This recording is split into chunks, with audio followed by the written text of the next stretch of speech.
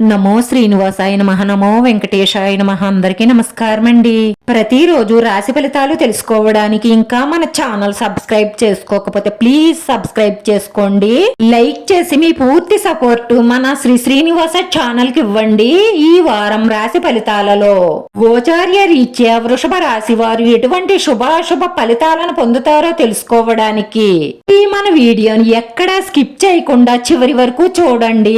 ఈ వారంలో మీరంటే ఇష్టమైన ఒక స్త్రీ వల్ల ధనలాభం కానీ లేదంటే ఒక మంచి శుభవార్త అయినా అందుతుంది. అలాంటి శుభవార్త ఒకటి అందుతుందని మీరు కలలో కూడా ఊహించి ఉండరు. ఈ రోజు కొన్ని పనుల కారణంగా మీరు ప్రేమించే వ్యక్తి నుండి దూరంగా ఉండే అవకాశాలు ఉన్నాయి.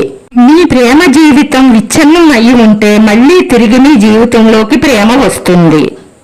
సందేశం లేదా ఫేస్బుక్ లో ప్రేమలను ఆపివేయండి.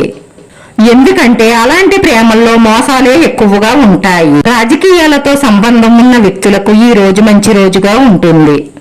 ఈ రోజు ప్రజలు మీ మాటలను ఆకట్టుకుంటారు. ఆఫీస్లో పని భారం తక్కువగా ఉంటుంది. ఈ రోజు మీ ఆలోచనలలో సానుకూలత ఉంటుంది. స్త్రీలు ఈ రోజు షాపింగ్ చేయడానికి తమ మనసును సిద్ధం చేసుకుంటారు. ఈ రాశి వారికి ఈ రోజు మంచి రోజు. కొన్ని పాత పనులలో విజయం సాధించిన తరువాత మీ మనసుకు చాలా ప్రశాంతంగా ఉంటుంది.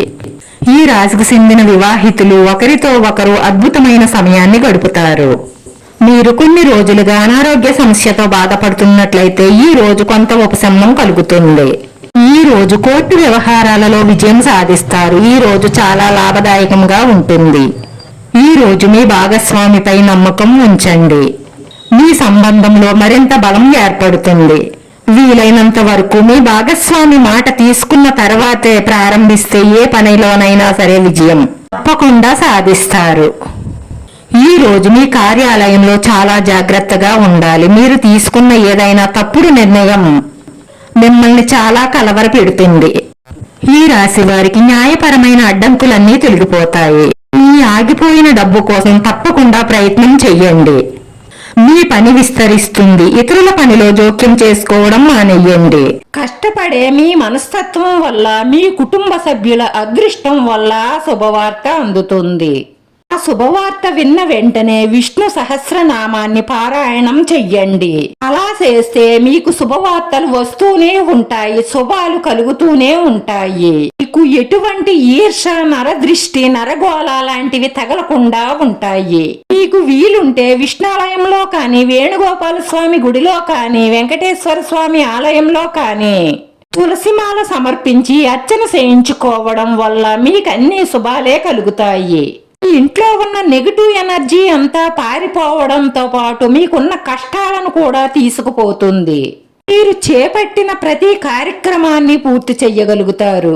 వైవాహిక జీవితం సంతోషంగా ఉంటుంది. లగ్జరీ వైపు మనసు మళ్ళుతుంది. ఈ రాశి వారు ఇతరుల సహాయం తీసుకోవడంలో విజయం సాధిస్తారు.